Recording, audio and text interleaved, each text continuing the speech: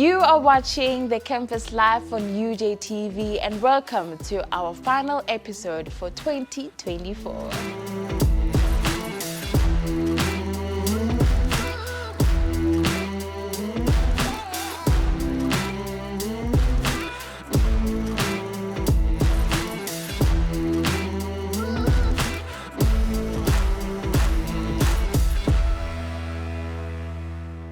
Sibanye-Stillwater and the University of Johannesburg recently launched the Simulacrum and the Center of Sustainable Mining. Let's take a look at this groundbreaking initiative.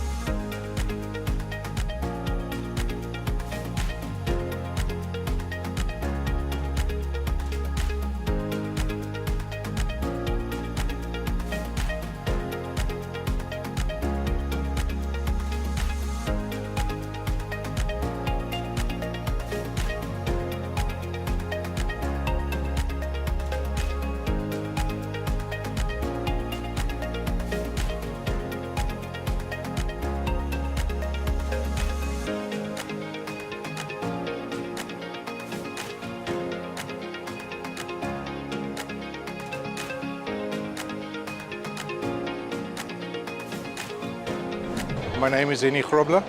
I'm the Head of Department of Mining Engineering and Mine Surveying at the University of Johannesburg. We are launching the Sibanye-Stillwater Simulacrum today. It's been a project that we started in 2020. Of course, we all know about the pandemic. During the pandemic, the infrastructure was built, but we've been sponsored by Sibanye-Stillwater for the entire process. Sibanye has been a very close partner of us for the past 15 years. They've sponsored in a rough region of about 65 million rand towards undergraduate education at the University of Johannesburg. So all of that education goes into mining engineers, mine surveyors, to make sure that what the guys do are still practiced and relevant to the mining industry when they go out into the field. So one of the problems is access to a mine. We can't always get all our students onto the mine, but now we've built a mine through Sibanye sponsorship. We've got a mine on campus. It's a 60-meter vertical shaft with tunnels and a stoping complex below it. But part of that is the virtual reality section. So a lot of this is just the foundation for the virtual reality that fits on top of it. We've got point cloud visualization. We've got a blast wall that's electronic. We've got Spot the Dog that runs around and scans places, and all of that through the Sibanye-Stillwater sponsorship. So Sibanye has been a very close partner to us. We've got other partners in the industry as well, but our niche in industry is that we are producing people that's production ready, that can actually go to a mine and with very minimal training start working and make a difference in the country. Sibanye-Stillwater, like UJ, is committed to ESG issues, so our social development and making sure that what we are doing actually benefits society as a whole is what makes this the best thing that we can do. We are partnering with WITS, we're partnering with UP, but we're all in a collaboration where the one feeds into the other the whole time.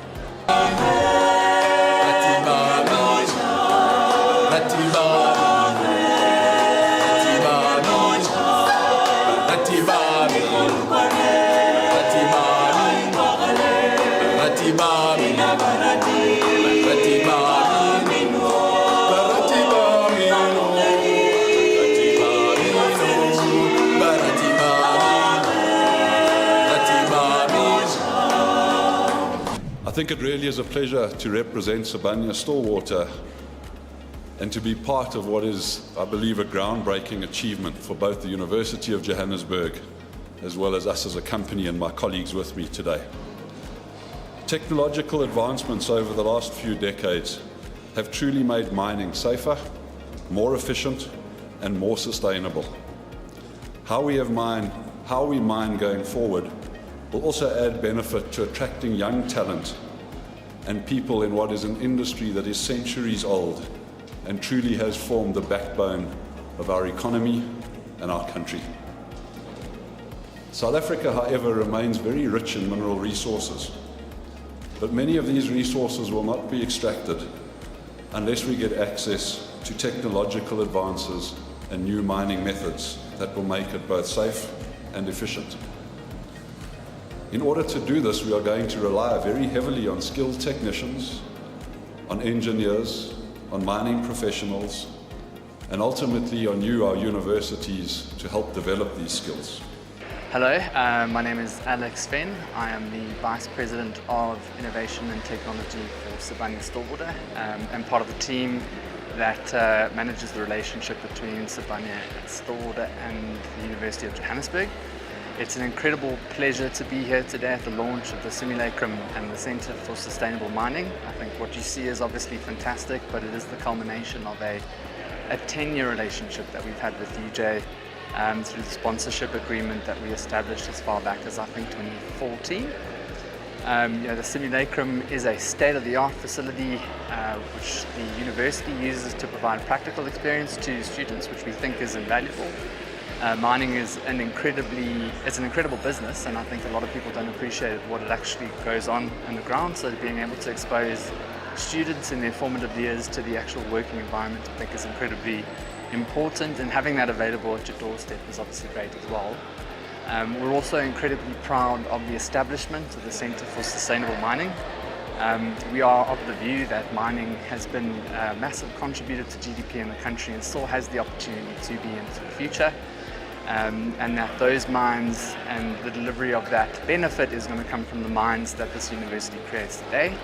So being able to facilitate that research through the centre, as well as expose new students and postgraduate students to actual mining environments which can be used to test new technologies and develop new solutions, is of paramount importance to the local research and development ecosystem in South Africa.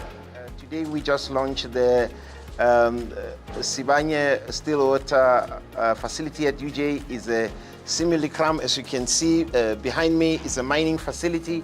Basically, this is to train the future generation of miners, where we combine mining with technology, which as far as I'm concerned is the future. We also talked about sustainability, sustainable mining.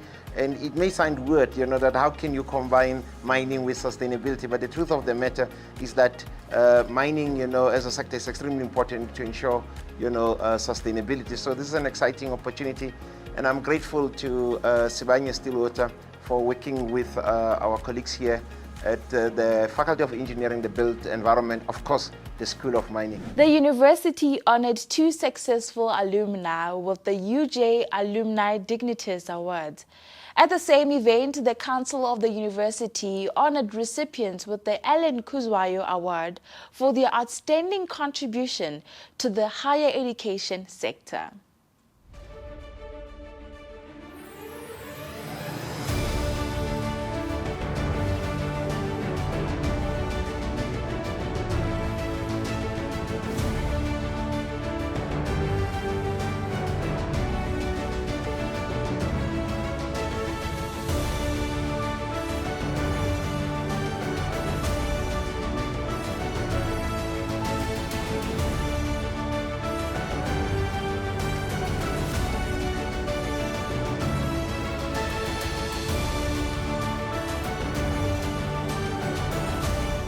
Hi everybody, this is Wouter Kellerman. I'm very excited to be honored tonight by UJ. I used to study here many years ago, and so it's a full circle event for me. I actually studied engineering at university, but I'm now a full-time musician. And it took me 20 years to swap careers. And so my message to everybody is to follow your dreams and persevere. Persevere is the big word in my world, and I think it's worthwhile to persevere for your dreams. When I was 10 years old, my mom and dad took me to a symphony concert and asked me which instrument I'd like to play. And I immediately liked the flute. And it turns out so did many other people. The oldest flute that we know of is 60,000 years old. It's made of the thigh bone of a cave bear. And even before that time, humans must have been making flutes from reeds. Those flutes just didn't survive long enough for us to know about them. Language was also developed apparently around 50 to 70,000 years ago. So it turns out that flute playing and language developed earlier together. The human vocal tract was not developed enough to make the sounds that we do today before that. So it turns out that flute playing is a hugely intuitive and human thing to do. So I loved it from the first day, and by the time I left school, I wanted to study music, but we didn't have money for me to go to university. So I had to study something that I could find a bursary for. And my other talent is mathematics. So I was offered an Anglo-American bursary to study engineering, which I did at UJ. Still playing the flute every day while studying. In my first year, I was UJ's best first year engineering student. And I also founded the table tennis club, the UJ table, and I was the #1 table tennis player. I won the UJ Talent Festival in my third year, and UJ never had a music department, still doesn't, but so they asked me to teach flute to other students who wanted to learn flute, so I did that as well. I absolutely loved my time there, and after university, to my shock, I had to go and work back for Anglo-American, and they posted me to the coal mines of Witbank. And I didn't last very long there. Came back to Joburg and started my own engineering software company. In the meanwhile, I'd married and started a young family. And after a few years, I thought, okay, I'm ready to follow my dream. I'm going to become a full-time musician. And within 6 months, my money had run out. So I tried again and again and again over the years, and I just couldn't make it. And so basically I had to wait 20 years until my daughter finished university, my son finished school. Suddenly things became a whole lot cheaper. So I tried again, and I remember sitting around the kitchen table with my kids, and they said, "Dad, what would you like to achieve?" And I said, the biggest dream would be one day to get a Grammy nomination, which just seemed like an impossible dream at that stage. And I also wanted to represent South Africa at a big event.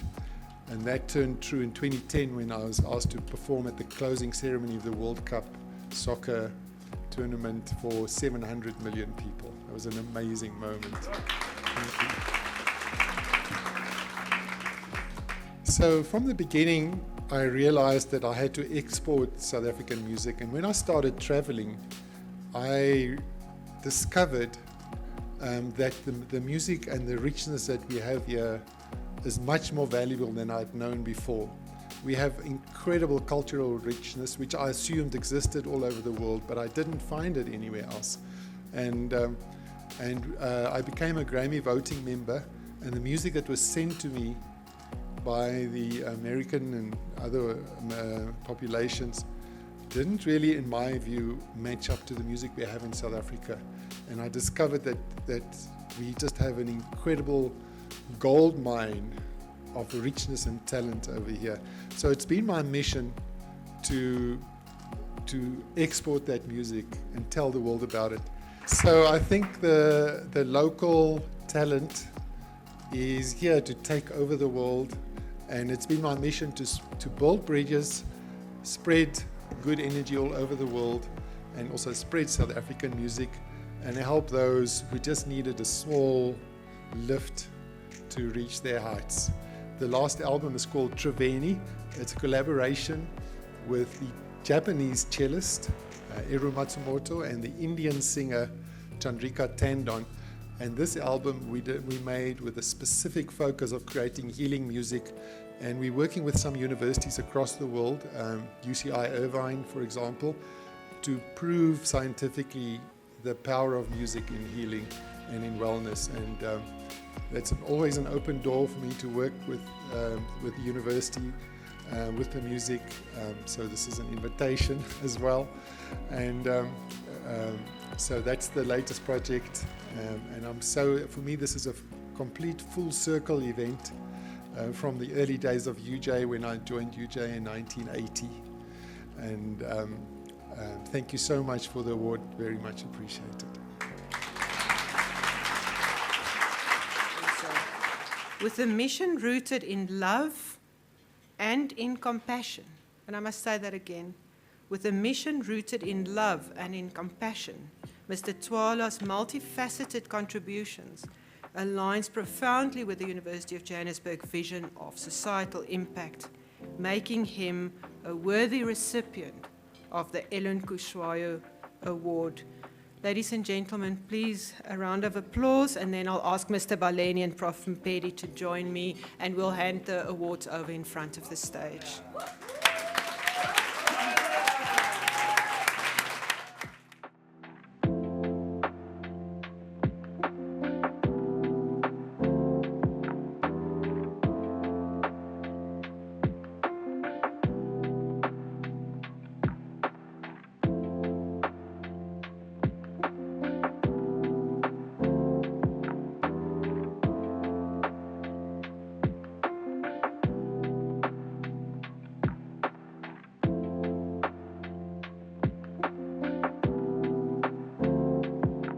Man, I don't know how to thank you, but I just want to make an appeal, requesting you guys. In fact, when I look at you as lifesavers. Please, we need a vigorous prayer drive in South Africa on all the 9 provinces.